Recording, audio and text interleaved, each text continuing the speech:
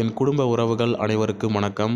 இந்த வீடியோவில் நம்ம சேனலில் வெளியிட்ட வீடியோ கீழே வந்த ஒரு 2 கமெண்ட்டை பற்றி காணொலியில் பார்க்கலாம். இது கமெண்ட்ஸ் ரிப்ளை வீடியோ. முதலாவது கமெண்ட், டைரக்டர்ஸ் பெயில் பற்றின அப்டேட் வீடியோ வெளியிட்டப்போ அந்த வீடியோ கீழே வந்த கமெண்ட் இது.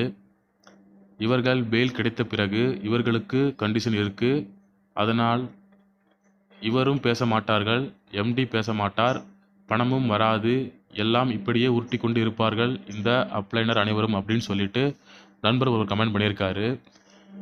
இவருக்கு என்னுடைய பதில், நண்பா, டைரக்டர்களுக்கு பெயில் கிடைத்த பிறகுதான் தெரிய வரும் கண்டிஷன் இருக்கா இல்லையா என்பது. மேலும் எம்டி அவர்களுக்கு பேசக்கூடிய தளர்வுகள் நீதிமன்றத்தில் இன்னும் கிடைக்கவில்லை. தளர்வுகள் கிடைத்தும் எம்டி பேசாமல் இருந்தால் கூட நீங்கள் சொல்வதை ஏற்றுக்கொள்ளலாம். டைரக்டர்களுக்கு பெயில் கிடைக்கட்டும், அதன் பிறகுதான் தெரிய வரும் கண்டிஷன் இருக்கா இல்லையா என்பது.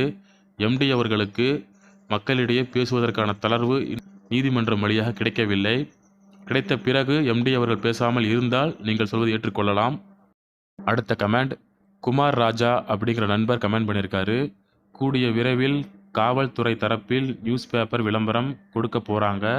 இது ஒரு ஸ்கேம், இனிமே கம்பெனி நடக்காது, பணத்தை இழந்தவங்க வந்து கம்ப்ளைண்ட் கொடுங்க என்று அப்படின்னு நண்பர் ஒருத்தர் கமெண்ட் பண்ணியிருக்காரு. இவருக்கு என்னுடைய பதில், நண்பா, நீங்கள் சொல்வது போல சீக்கிரமே காவல்துறை தரப்பில் நியூஸ் பேப்பரில் விளம்பரம் கொடுக்கட்டும்.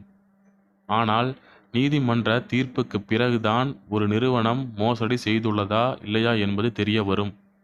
அது மட்டும் இல்லாமல் ஏற்கனவே நான் பலமுறை நம்ம சேனல் சொல்லியிருப்பேன், உங்களுக்கு நிறுவனத்தின் மீது நம்பிக்கை இல்லை என்றால் உங்கள் சுய விருப்பத்தின் பெயரில் நீங்கள் நிறுவனத்திற்கு எதிராக புகார் கொடுங்கள் என்று. எனவே நிறுவனத்தின் மீது நீதிமன்றத்தில் வழக்கு நடந்து வருகிறது. மேலும் வருகிற 4ஆம் தேதி நிறுவனத்தின் இயக்குநர்களுக்கு முன்ஜாமீன் மனு விசாரணையில் வருகிறது. காத்திருங்கள், நல்லதே நடக்கும். நன்றி, வணக்கம்.